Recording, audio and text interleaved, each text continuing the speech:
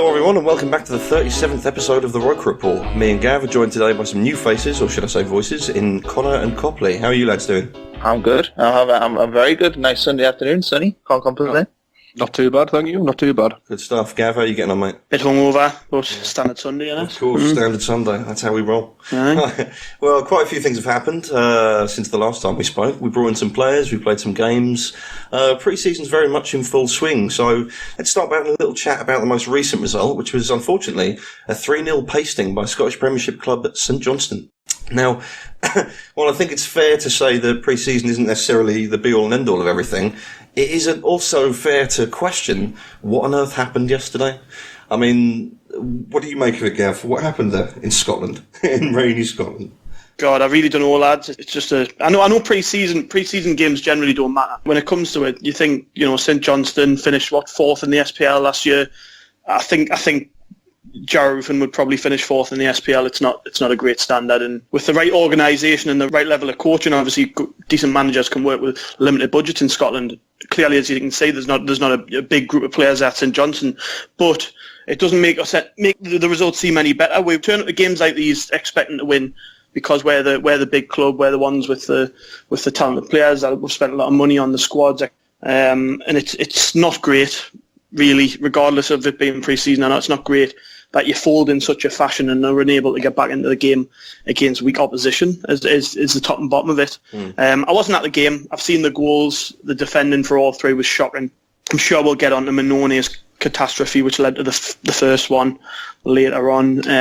But, I mean, the specifics of pre-season games generally aren't important, but I think in this case they were, because, as we will move on to later, Grayson's comments regarding the performances of certain players and attitudes that he's seen, obviously there was something to be concerned about there, and irrespective of whether or not people like to brush it off and say, look, pre-season means nothing, in this case I think it does, because you can't even if we had a 1-2 or 3-0, we would have maybe thought, yeah, fair enough, good run out, things like that, maybe a couple of good goals, youngsters played well, but we got hammered, and it was in a similar sort of fashion as to last season.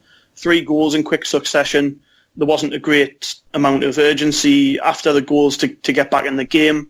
I know we missed the penalty early doors, and it was poorly struck by Vaughan, but by all accounts he played really well.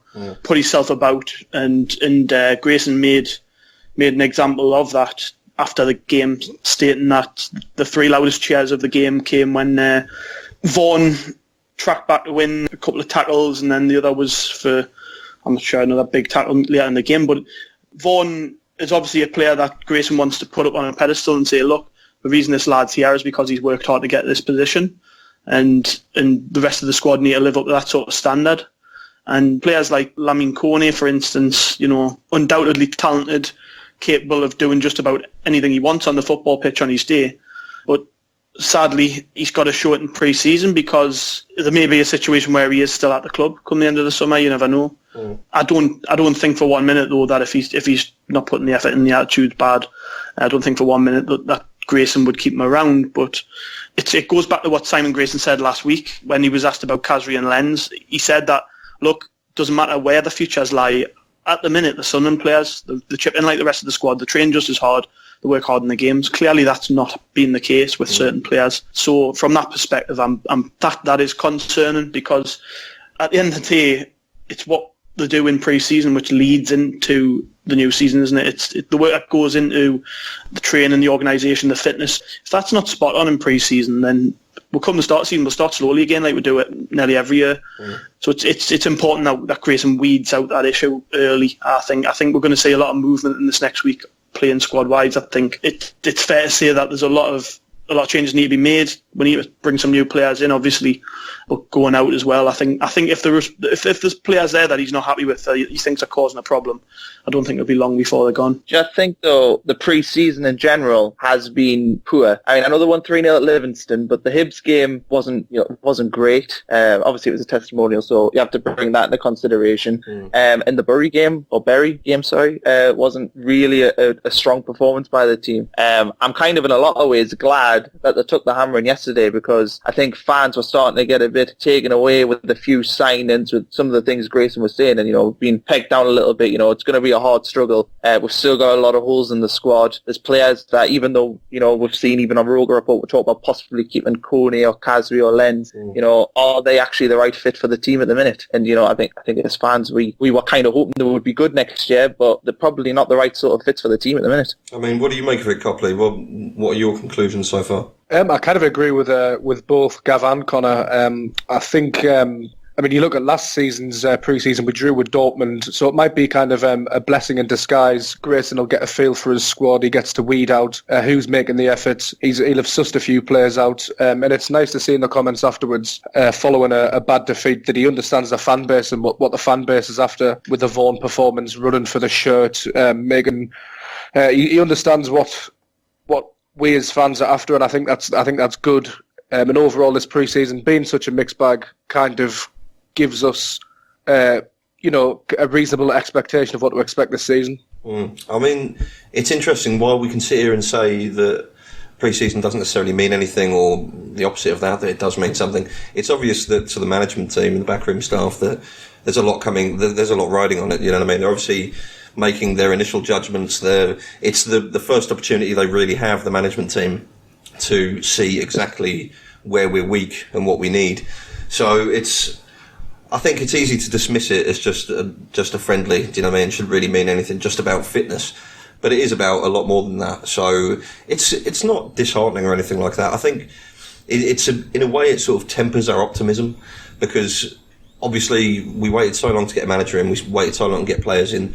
There's a sort of buoyancy that comes with getting the ball rolling, do you know what I mean, on that sort of thing. And now that we've got that, and we've got a little bit of momentum going, we're all quite excited in a way, even the pessimists. I'm quite a pessimistic person, but I'm quite excited about things. Maybe it's just because I miss the football, I don't know. It can do crazy things to you. But so to have that sort of, that optimism tempered now with a bit of reality, like, oh look, even though perhaps we've got the manager that we might need, perhaps he's saying all the right things, and he's got all the right moves in the transfer market as within his limited budget, it's still quite damning for the team that we had on there. I mean, I remember just before the match started, we were looking at the lineup and we were saying in the Roker Rapport thread, like, that's quite a strong team, what we've got out there right now. And I specifically said, like, that team on paper is very capable in the Championship, or it should be. You know, it should be a very capable team, not necessarily running through the Championship with ease, but actually, like, just being able to hold their own. For me, Damo, when I read a lot of the optimism from the fans, I know we'll touch on signings in a bit, but do people actually believe that James Vaughan's going to be able to lead the line for next year? Like, people are looking at the team going, oh, it's good to see Kasri, Lenz, you know, good players. Darren Gibson even looks good in pre-season, in Dong and stuff. But then the front line, you know, James Vaughan couldn't really do it at Birmingham, had an alright spell at Huddersfield, and he did well in League One last year, but he's not exactly the striker that's going to fire up into the Premier League, is he? Interesting. I kind of see your point, but to be honest, I don't think that's why Vaughan's here. I think the club have seen a piece of business there which suits us. Maybe, you know, coming in with a low fee, on the back of a good goal scoring run. He's a decent age. Worked with the manager before, but you've got to remember the Championship, 46 games in a season, playing twice a week. Sometimes we need options in that position. And I like to use Newcastle as an example quite a lot when I talk about what's in the Championship, because certain things they did last year are probably relevant to how we need to act this season. One thing they did do was they brought in a couple of strikers who were experienced at that level, in Gale and in Murphy. In particular, though, Murphy kind of reminds us of the Vaughan signing, somebody who's just there when needed, doesn't play every week, but he can come on off the bench, work hard for you if you're trying to hold a lead. I kind of see that role for James Vaughan in Sunderland's team. I don't think that's why he's been signed. I hope not, anyways, because I don't think for 1 minute that Grayson would expect to put all of that on Vaughan next season. I just think that there's still players to come in, maybe another 2 strikers, possibly 3. And I think obviously Josh Madjas gave him food for thought, but I've said it quite a lot. I think both Madja and Asoro need to leave the club this year, go out on loan further down the leagues and play for teams where they're going to play every single week, score goals and prove themselves, because as we've seen with Jordan Henderson, Colback, Pickford, players like that. They had to go out and earn experience before they got a chance in our first team. And I'm not saying that Maja doesn't deserve a chance, but what I do think is that before any player is able to fully, establish themselves and become a contender for the first team at a club as big as Sunderland, they've got to have some experience at in the professional game. So yeah, going off the point slightly there with that, but I do think that Vaughan, we've got to kind of look at what his role's probably going to be. I don't think it's going to be starting every week. Fitness wise, before he was at Bury, he was known to be quite injury prone, and that's always going to hang over him, I guess. You probably can't expect a player like that to play 40 odd games in a season because as his injury record would suggest, he's not capable of it. But he will be capable of just dropping in whenever we need him. And you've got to think that rebutes that Grayson described when he talked about Vaughan, and he talked about what he brings to a team: hard work and chases everything down, puts himself about, good finisher by all accounts. But the main things that Grayson pointed out were the attributes that I've just said there. He's very, very good off the ball, and you think when you're leading games and you need to hold a lead, that's the type of player you want to have on your bench. So to answer what you were saying there, I don't think necessarily that's the expectation of Vaughan. Maybe at this stage it is because he's the only striker we've got, but I think come the time we play Derby, I think we'll have a couple more bodies in. I actually think there's going to be a bit of movement going on this week. We've seen a few players linked over the weekend, and I wouldn't be surprised to see a centre-half coming in the next few days. Just that's purely speculation. I just think that with the result at the weekend, it maybe shows that O'Shea is not quite up to scratch, and that we might have to bring in a couple of more players in that position up front. Again, we need bodies. So I wouldn't get too caught up in what players' roles are just yet, because I think we are so threadbare that even though that team that played against St Johnstone looked good quality, I looked at it and thought that's a decent side, and then we got torn to bits. Even though we thought like that, you've got to think you need a big squad if you're going to amount to anything in the Championship. You can't rely on players like James Vaughan to play every week necessarily. It's definitely good that Vaughan sees the club as a step up. I don't know if you saw his interview before leaving with Bury TV. He wants to get back to the top. He's tasted it before. He understands what Grayson wants out of his football as well, and he's willing to work hard to get there. So I think it's positive. He's a positive sign, and what Gav said, his role is crucial and it's key.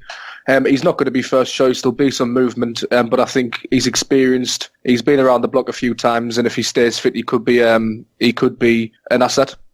Interesting. I mean, I sort of agree with Gav. I can see where Connor's coming from, but then again, I'm not entirely sure that Gav necessarily refuted what Connor was saying. I mean, we do need depth. That doesn't necessarily mean that Vaughan's going to be the man. Doesn't mean that he's going to be doing anything decent, and we just simply need bodies. I mean, we would like to think that the players that we were going for, there was a specific role that they could fill, and that the manager has this role in mind, and he's confident that player is going to be able to fulfill it. I don't know. That's in an ideal world. We'll see what happens, I suppose, with that. But yeah, so that's our pre-season so far. Really, that's all there is to say about it. It is what it is. We're not doing particularly well, but hopefully that'll help the manager strengthen in the coming weeks. Talking about Grayson's comments, going back to those specifically, he was talking about the effort of some players, quote unquote, some players, and how if they weren't willing to buy into what he was trying to do, then they could be gone. Do you know what I mean? He couldn't care less. What do you make about that, Gav? Do you think he's like... I mean, is that the sort of thing we want to be hearing from Grayson right about now? Absolutely. Especially having suffered from David Moyes last season, massaging the players' egos a lot of the time, telling us, oh, well, they're just not good enough. No, you know what I mean? Just if they're a bunch of dickheads, tell us they're a bunch of dickheads, which is what Grayson's done. He's not going to name names, obviously, but it's early days and he's already worked out who the idiots are.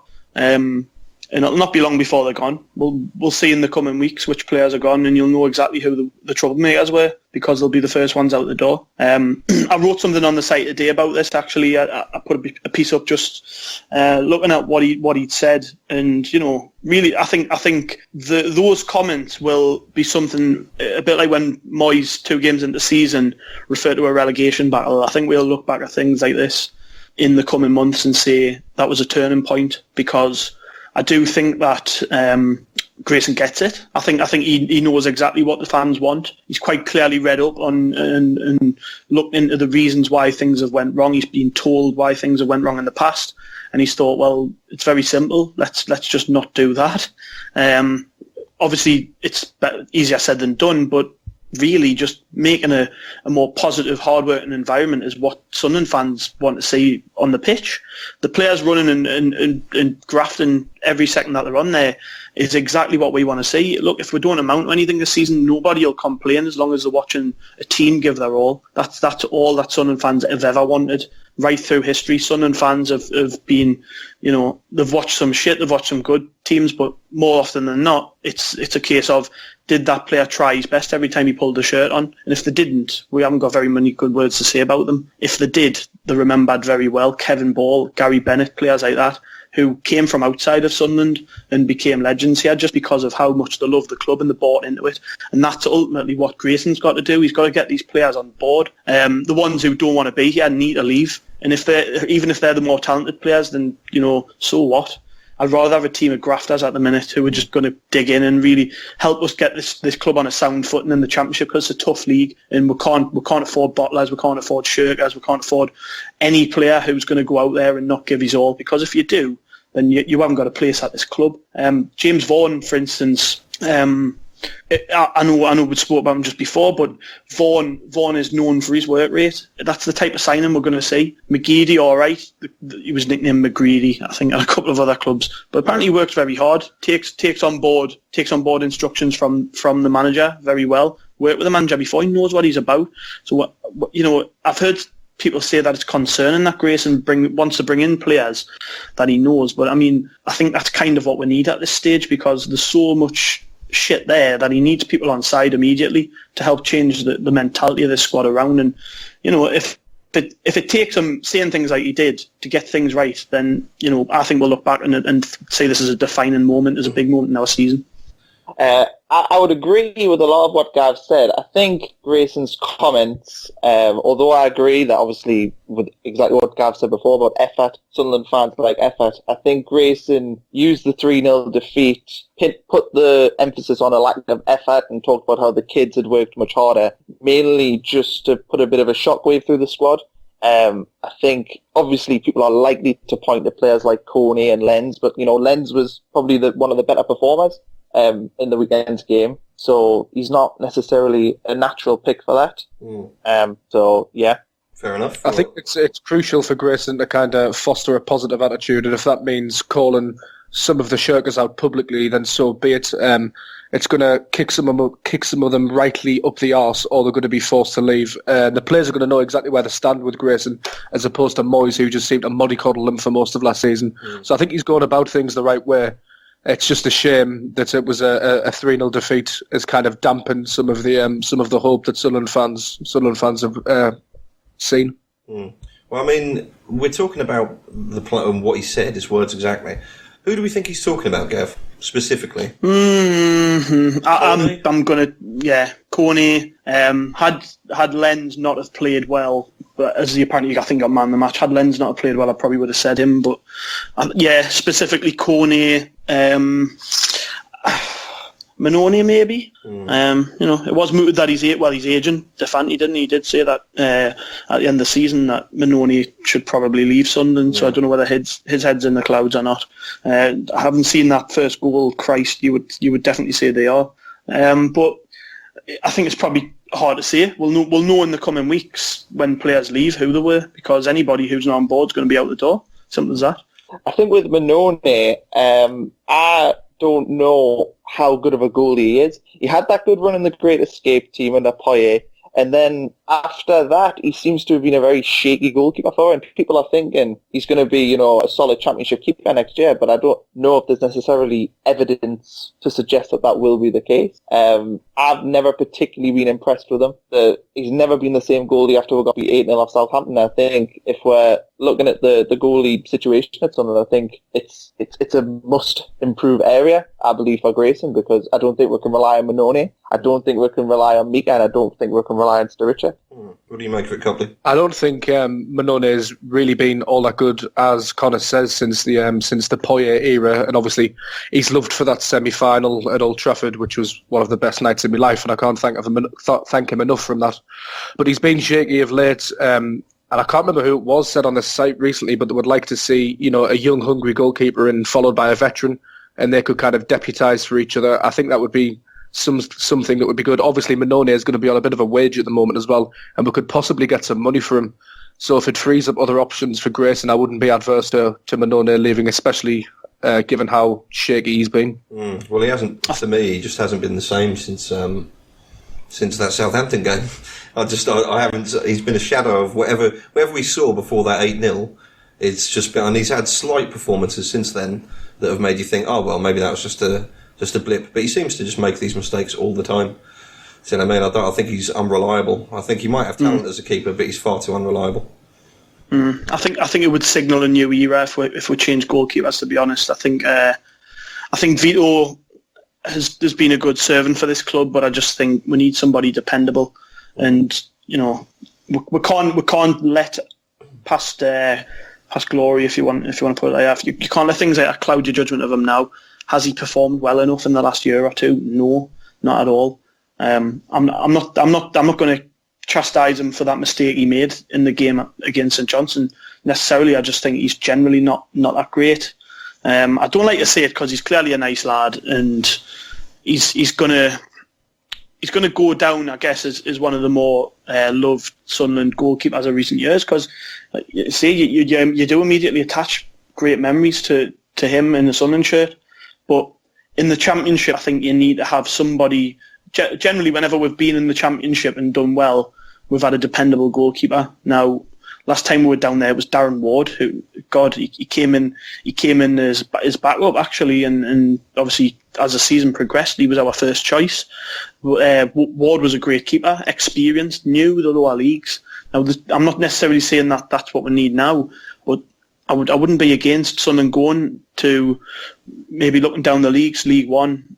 Maybe even at some of the lower Championship teams, and just seeing, is there a bargain there, keeper who would appreciate the step up to a club like Sunderland, because in the past it's worked for us. And Vito Mannone, great goalkeeper on his day, but he's just another memory of a bad era of the club for me, and I want to get away from that. And I think he could well be one of those players who Grayson was talking about, who, because obviously we're going to attribute those comments from his agent saying he wants to leave to it, does he want to be here? Does he want to be back in Italy? I would say so, and I think if there's any way we can get rid of him and maybe bring someone in, it would have been nice to have John Ruddy. I thought maybe he would have came in, not the greatest goalkeeper, but again, Championship experience, played for England, has a lot of top flight experience as well. If we can bring in a goalkeeper like that, a solid, dependable pair of hands that we know is just going to come in and do a job and not let us down, and I'm all for it. And I think Vito's time's probably up, actually. I think it's fair to say. I mean, he wasn't just pushed out by Pickford purely because Pickford was mint. You know what I mean? He was pushed out because he was clearly unreliable, as you say. And best of luck to him. As you say, he's a fine servant to the club. And we've all got some great memories of him, but you're absolutely right. It's a ruthless business. We can't, especially in that position, we just can't risk having someone who isn't the best possible player we can get for that position. I mean, talking about transfers now, specifically, obviously we've got Kone linked away, which we should talk about specifically, actually, about how far that transfer's fallen from what we were arguing about. I remember, and you may all remember, in pre-season last year, with the idea of Everton coming in to take Kone for somewhere between 20 million and 30 million. And it was one of the first times that Moyes put his foot down and made everyone have a little think about whether or not he was capable of doing that job. Do you know what I mean? Because I remember at the time I was completely against it. I didn't want to get rid of him. He was one of the best players we'd had in a while. It all seems to be under Allardyce, you know what I mean? It was all under, or maybe just for different reasons. He was being promised different things by a different manager. And Allardyce is famously friends with a lot of agents, so it's obviously very easy for him to keep players sweet. But when Moyes turned around and said no, he's contracted to stay with us, I don't know if that's because there wasn't much weight in the deal, in the proposed deal from Everton or something like that, but he was pictured in Merseyside, do you know what I mean? So it was all a bit of a scrum really at the end, and as I say, I was quite happy and I was quite elated in a way and impressed by Moyes, the way he put his foot down and said, no, you stay and you've got to work. But from then on, it just didn't seem to work out. And now the figures that we're talking about, they're being bandied around, it's nowhere near 30 million. And obviously he hasn't got this shining 6 months behind him that we can put him in the shop window with. All he's had is like piss poor performances, really, to be honest, in comparison to what he had when we first got him. Copley, what do you make about him? What do you make of Kone and the way his valuation's gone down so drastically in such a short space of time? Well, hindsight's a beautiful thing, isn't it? Especially in football. And Kone seems to be one of these players where his head has to be absolutely right for him to put in any kind of decent performance. And it's quite clear that for the past, 9 months, 8 months, his head's completely gone. He wouldn't play for us in the Premier League, really. He damn tools. So I don't know what makes anybody think he's going to play for us in the Championship and give us all. So if we can get any amount of money for him and get him off the wage bill, I'll be pretty happy, because I think he is one of those shirkers that we talk about. And if we could get somebody else in to replace him, I think definitely do it. He could be an asset in the Championship if Grayson can get his head right and motivate him. But I'm not convinced Grayson's going to be able to do that, especially with Kone. He just seems like a lost cause at the moment. Man, I don't think there's any motivating a player like that, to be honest. I think he's got the wrong people in his ear, and he doesn't necessarily want to be here, which he'll put people off.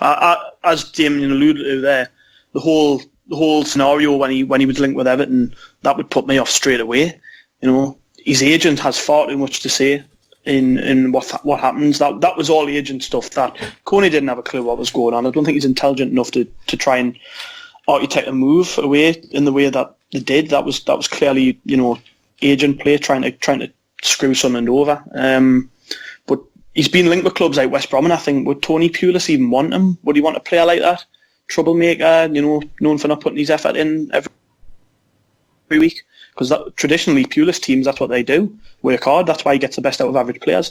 So I can't see Kone going there. West Ham, yeah, I can see him going there. West Ham spunk money up the wall quite often on players that shouldn't be there. So if he's going to go anywhere, I can see him going there. He's been linked with Burnley again. Is Sean Dyche going to want to play like that? Probably not. He's similar to Pulis in that way. His teams work hard. And managers talk, obviously. Allardyce has probably got a lot of good to say about Kone, but they talk to each other. And I'm pretty sure a majority of managers at the top level know exactly what was going on behind the scenes at Sunderland last season. And if Kone was as big a problem as made out, then I'm sure they were all fully aware, and it would make you question whether you want to part with your money. There's the whole crack about him refusing to play before the Southampton game. That was just embarrassing. And for Premier League football to treat Sunderland like that, he should never have played for us again. I was happy at the time that we stood our ground and held on to him, because it was Moyes making a statement of intent, trying to show that he was the boss. No, we're not selling you, we're not giving in to your demands, but that money would have been nice. That 18 to 24 million pounds that was mooted, that would have been nice. It could have got us a couple more ex-Everton players, couldn't it? So, but Kone is going to leave. I was kind of on the fence with him up till last week, and I thought that maybe we would hang on to him, and he could be an asset in the Championship if motivated and if ready to take on such a challenge. But I just don't think that there's anything there, and he'll be gone pretty sharpish. I think, like I say, I think West Ham's probably the best bet, because I don't think any experienced Premier League manager with the ethos of like a Dyche or a Pulis is going to want to take a gamble on somebody like that. I think an issue with Kone for a team like Burnley would be his wages, number one. But I do think we're maybe underselling him, because the Premier League now, the way money gets branded round players like Kone, they do actually have a £10 million valuation. And the club will be able to bank on a team panicking in the last week of the transfer window, needing a centre-half who maybe lost their first 2 or 3 games, going, right, we need a centre-back. We'll get Kone in. He's big, he's powerful. And if he can replicate that form he had at Sunderland for the 6 months under Allardyce at the end of the season before last, we'll be looking at a really, really good player, and I think that's why we'll end up getting a decent-ish fee for him. I don't think we'll get any more than 10 million. I certainly don't think we'll get anywhere near what we were quoting teams last year. But the club, I think we could get a good sale on Kone. I think the main issue is going to be replacing him. We're going to have to get a big, bossy centre-back from somewhere who's going to play 46 games in the Championship and do well. And that's going to be the main issue. I mean, the links that we've seen today, Tommy Elphick, Aidan Flint, are they the right characters? I don't know. It's interesting you bring up Aidan Flint and Elphick. Obviously, we have been linked with them today. I mean, before we continue on that, I've got to say I agree with you on the Kone subject. Like, that's what concerns me the most about losing Kone, is who do we replace him with? Because we're looking at John O'Shea and we're looking at Papi Chiliboji, and then we're talking about the young lads. Do you know what I mean? Which is, while they should always get the chance, none of them are ready to step up to this level at the moment. I think they've proved that a few times. But yeah, talking about Aidan Flint, for example, we've been linked with, and Elphick. What do you make of that, Gav? What do you make of the links we've had today? Aidan Flint? The right type of players, I think. Championship experienced. Flint, big player for Bristol City, and Elphick was Villa's captain last season. You know what I mean? So I suppose they're not Premier League proven players, but that's not what necessarily the market we're in anymore. We're looking for players who are going to come in, solidify that defence. It's leaky. It's still leaky. We've conceded quite a lot of goals in pre-season. Flint's a good age. He's what, 27, 28. Only really played in the lower leagues, but he's very well thought of, and you know, there's a reason that he's been linked all over the place in the last year, because he's obviously very capable. Big lad, scores from corners. So again, another goal threat in the team. That's the type of player I would like to see. We've banged the drum for Aidan Flint for quite a long while on the site.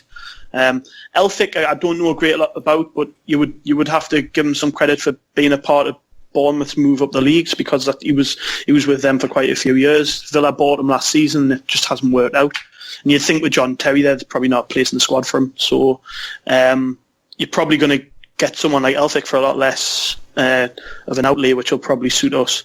But Flint is the one, really. I think there's a reason he's been linked to a lot of Premier League clubs. He's obviously very, very imposing, very good in the air. A solid player, probably worthy of a move to a club like Sunderland. These are the right type of players to be linked with. And obviously, come the end of the window, I would like to see a lot of these lads, the likes of Flint, even people like Marcus Maddison, who's at Peterborough, you know, lads who are ready for a step up into this level, who are good players, who aren't going to cost the world, but they'll come to a club like Sunderland and they'll appreciate the opportunity, which is what we talk about this all the time. We haven't done this enough in recent years. Sunderland, we're quite happy to go and spend £10 million on a cast-off from Liverpool, or loan a player from Manchester United like Januzaj. We're not happy to spend £1-2 million on a defender from Bristol City who's proven at this level that he's very good and capable, who would come to Sunderland and would relish the opportunity to be here, wouldn't step on us when you know the going gets tough like Horny has, would come here and really work for the shirt. Again, that's the type of player we need. So I'm happy with those links. You know, paper talk, though. It's more likely not that these were even in for these players, but it's nice to be linked to players like that. It sort of shows that that's the path we're going down anyways, that there's players like this about that are of decent value and that would have a good chance of getting if we wanted them and would improve our team. Connor, what do you make of this Elphick link? I think the thing that concerns me most with Elphick, and I've seen, obviously we've been linked with Ross McCormick as well, is the two players who went to Villa last summer who they have obviously pinpointed as not being right for their clubs. And I think Villa are in a similar situation to us. You know, they're probably the biggest club or second biggest behind us. They're the second biggest. We are the biggest club in the Championship. Mm-hmm. Villa are a big club, and then players haven't been a right fit. So why do we think we can sign a Ross McCormack or a Tommy Elphick and they'll fit right into the team? It doesn't sit right with me that we're going to buy players from Villa when they haven't fit in there correctly. There's got to be a reason why they're trying to get rid of them. McCormack has a bad attitude. Certainly Steve Bruce hasn't been a big fan of him. And Elphick just seems to me to be a run-of-the-mill centre-back who fit into a Bournemouth team. But even then, Eddie Howe decided he wasn't worth keeping for the second season in the Premier League. So can we really put value in signing a player like Tommy Elphick? I don't know. Aidan Flint, I think he's got much more legs to him. I think he's got a far brighter career ahead of him, and I think he is the right sort of player we should be going for. But Elphick and McCormack is another one that just, for me, they don't sit right. I don't think they would be good signings for, especially if the outlay for them is, you know, looking at 5 million plus, that they're not going to be worth it. And it just really doesn't sit right that Villa are wanting to get rid of them, and I don't think they'll be the right fit for us. With the likes of us being linked with Flint, I think it's positive again, because if we can get a good solid team behind the likes of Kasri should he stay, and possibly Lenz should he stay, and then add Vaughan and then a couple of strikers, a few more goals. If we have a solid team behind those lot, then we could have some extreme cause for optimism. and especially with Browning and Galloway, I'm quite positive about them. They've both got seemingly really decent temperaments. I mean, Galloway was in the same MK Dons team, the same youth team at MK Dons that saw Dele Alli come. He's under 21. He was the youngest ever MK Dons player. So, he's got like that temperament that we need. He sees this as a kind of a platform to springboard his career. And Browning's got a good temperament as well. He made his debut in a Merseyside derby, which is no easy task. So I think if we can get a solid team behind the attacking outlets that we have at the moment, then there could be cause for optimism. Yeah, well, I mean, the interesting thing about all of these transfers is that it's none of it's like blowing anyone away, is it? No one's trying to pull up any trees or anything like that. It seems to be, at the very least, they seem to be reasonable. I mean, there's a thing about being in the Premier League where you get linked to players and there's just no possibility of you getting them, you know what I mean? It is, as Gav said earlier, it's like agent talk. So it's kind of refreshing in a way to be most of the names that we're linked with, even if they aren't spectacular for whatever reason. It's very, well, it's just good. It's refreshing, isn't it? It's refreshing to know that we're seriously in for these players. I mean, particularly under Moyes, there was this big song and dance around transfers, and all the cards are always played close to the chest, and I wasn't sure whether that was Moyes or whether it was Bain specifically doing that, and I'm not sure how beneficial it is in a transfer deal or in your overall transfer dealings over the course of the window to play your cards so close to your chest. I'm not sure that ever benefited anyone. I can see it in a much broader scope, talking about teams dealing with a lot more money, like talking 50, 60 million a player. I can see why you'd, again, play your cards close to your chest with that. With us, though, it's good to just have a sort of a sense of normality about the transfer window, to go, right, this is who we're in for. Even if a couple of them are nonsense. Most of them, they seem to be, there's always a grain of truth there, but it seems to be a solid link. And it's just nice to have that for me. It's good it gives us as fans a sort of, not transparency from the club, but it seems like there's a clear path. Do you know what I mean? There's a plan set in stone. And that's something that we've been waiting for. We've been told a few times that was always the case, but now it seems that they're actually following through with it, which is something I find, as I say, refreshing and very useful going into the nervy times of each transfer window and pre-season, just before the season. I mean, talking about transfers, obviously we've brought in 4 players now. Connor, for you, I'll go around the whole table and ask, but start us off. Where do you think we need to strengthen most next? I think that the team needs a goal scorer. I know we've signed Vaughan, but touched on him quite a bit before, but he isn't the option to score 20 plus goals a season. And you see with championship teams, you need a Dwight Gale at Newcastle. You need a Glenn Murray who was at Brighton. The teams that go up and look the best are the ones that have goal scorers. We currently do not have a goal scorer. We don't have a player that I feel confident for 10 goals in that league who plays up front. And we have to make sure that we have a striker, because if we go into the season with a player like Vaughan and then maybe, backing him up with Major and Azora and then maybe signing a Daryl Murphy because he's been linked, then I just don't see goals. And to get out of this league, you need goal scorers. We need players who can play Saturday, Tuesday who are going to score goals. And it worries me that we haven't seen a good striker link yet, and I think Grayson has to be racking his brain to find a viable option, because at the moment I'm concerned that there's quite a bit of talk going around Vaughan, and the club websites promoting him quite a lot. Grayson's talking very glowingly about how he's work rate, but we need to make sure that he's not the only option, because we'll struggle next season. Doesn't matter how good your defence is, doesn't matter how good your midfield is. If we don't have a goal scorer, then we'll get no better than 10th. I think that the problem is really at this stage is that not a lot of players are available at the minute. The transfer window can kind of be split into two, can't it? You've got the early days where a lot of free transfers are going spare, and players who were maybe warned that they were able to leave their clubs at the end of the season, they're all available now.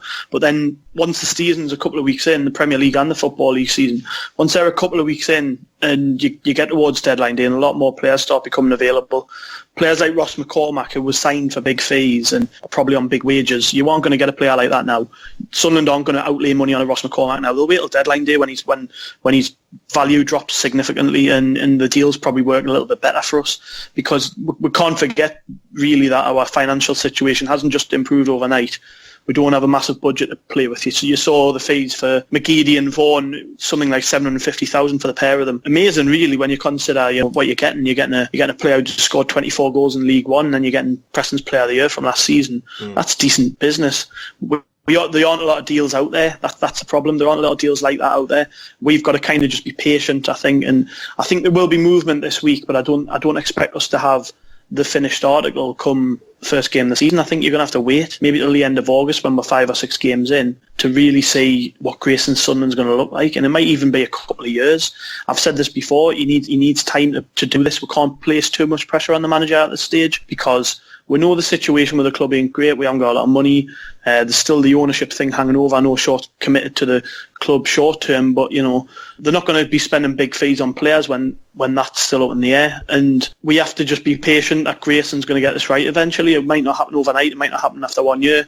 Could be a couple. But let's just hope that he does get it right. Particularly up front, there's not a lot of value out there for strikers. You look at players you mentioned. Gale was a bit of a gamble, actually, I thought, by Newcastle, and Murray's a seasoned pro.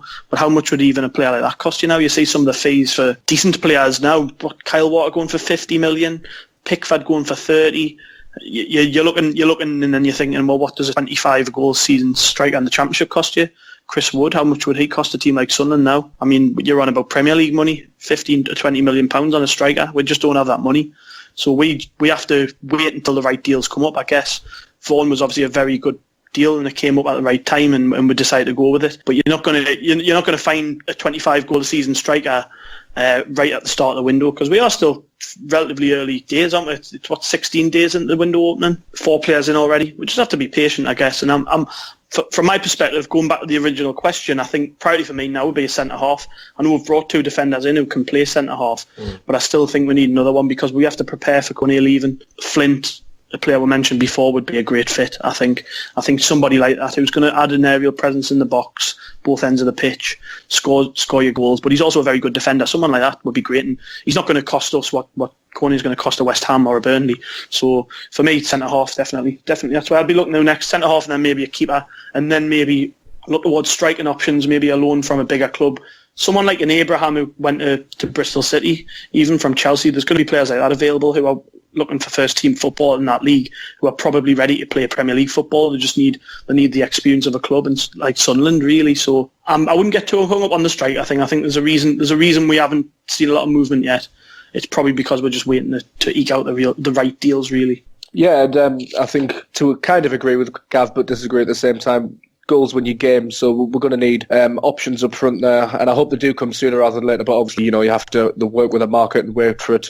We definitely need a goalkeeper to replace Mannone if he goes, because Mika will not be up to the task, and we've leaked goals in pre-season, so a centre-back, basically the whole spine of the team, and then I would follow up on that as well by saying we'd need somebody in midfield as well. Gibson and Catamol will be good at Championship level, but can they play the whole season? I'm not sure. Ndong, I'm really looking forward to seeing Ndong next season. One of the only things I'm looking forward to. I think he could be an asset in that league. So the whole spine, really. And I think Connor and Gav touched on the point, but Grayson needs to be given time. If things aren't going well for the first period of the season, we need to not get on his back. I remember Keane, the last time we went up, I think we were 13th at Christmas or something like that, and then we went on to barnstorm the league. So we need to give this guy a bit of time and not underestimate the rot that's kind of set in at the club as well over recent years. I mean, what do you make of it all, Connor? You said you were particularly interested in the midfield. Do you think that we're strong in the midfield? Yeah, I think, James said there that, Catamol and Gibson, are they going to be good enough for the Championship or last as much in the Championship? But I think with Catamol, Gibson, we'll have McNair back as well, Didier and Dong as well going in centre midfield. Kazri can obviously play a central position as well. I think the last thing the club should be looking at now is a central midfielder. I mean, if the right one comes up, yes, go for it. If he's a good fit, but I don't think the club should be actively looking for one. I actually thought at the start of the year it would be wonderful if they could have bought somebody like Charlie Adam, who was going to provide goals from the middle, creativity. He's an old singing, old dancing central midfielder that's perfect for the Championship, and you saw him when he was at Blackpool them years ago how good he was. But is it worth blowing your budget if it's there? you've done your business. Is it worth, on deadline day going for somebody like him? Maybe, but I think currently we shouldn't be focusing on central midfield players. Possibly another winger. We saw the Snodgrass link the other week. I think we all got a bit excited about that. Maybe got a bit ahead of ourselves. Thought, Snodgrass, that's going to be a cracking sign. I don't think we'll see a deal like that done. But a winger, maybe a central midfielder, I would probably say we're quite well stocked, or certainly too well stocked compared to other areas of the pitch, like what Gav mentioned with the centre back and what I previously said about needing a striker. And obviously we've discussed the goalkeeping issue as well. For me, I'm sort of with Gav on the priorities of the signings. I would say defence, not just central defence, although I am terrified of John O'Shea playing more than a couple of games for us in the Championship. If he has to play more than a few hours in that league, he's just going to embarrass himself. For me, that's something that, personally, with John O'Shea, that annoys me about this continuation of his career. He's in a position where he could easily go into coaching and things like that. I mean, I can understand why he stuck around while we were struggling at the bottom of the Premier League. I can understand that. But now, it just feels like he's come too far, and he just needs to basically just take a step back and realise that his legs are gone, his reaction times are gone. I mean, he can't jump. He has trouble anticipating things. His communication's not great anymore. I've struggled to find good qualities in John O'Shea now. I'm not saying that he's not been a good servant again like so many others, but as we were saying about Mannone, you've got to be ruthless. And I think having someone like that, even as a backup, is a scary concept. Because for me, I would like a young, promising centre-back to be the backup to our very important priority centre-backs. Do you know what I mean? That's something that I would prefer to have. I'd like to feel a bit edgy when our new centre-back comes on, when our young centre-back comes on, because is he quite ready to make the step up or not? Well, he's enthusiastic at the very least. He's strong. Do you know? It's like that. That's something that would mean more to me than going, all right, well, we've got to, for example, see out a draw or see out a 1-0 win. Then here, bring on John O'Shea. And it's like we've seen that happen so many times and we've seen it go wrong. So for me, particularly with Kone leaving, we need at least 2 central defenders. And from all accounts, Galloway got absolutely slaughtered on his flank in that match against St Johnstone. I think defence is a massive part of it. And personally, I would have always said that you need to build up your team from the defence. And I stick by that. That's how I feel about football teams. I think that your defence is one of them, possibly the most important part of the whole game. So yeah, for me, I would definitely focus on that. I would bring at least 2 defenders in. And I mean, we know that it's a constant struggle for Sunderland, isn't it? Bringing in good defenders, really. And that's why when we brought in Kone, we were so chuffed with him when he did well. Do you know what I mean? We receive, particularly centre halves, like big stocky centre halves. They're so well received at Sunderland. Heavy tacklers, things like that. It's what we want. We want people who other players are just going to bounce off. We want to know that when the inevitable moment comes, when someone's storming down towards our goal, that there's going to be like a mountain in between them and the goal. That's something that's very important. So I think that's what we should be focusing on. Then obviously, yes, a striker. As it stands though with attacking options, if we take it out of the equation possible levers like Lenz and Khazri, as it stands right now on paper, I'm quite happy with our attack.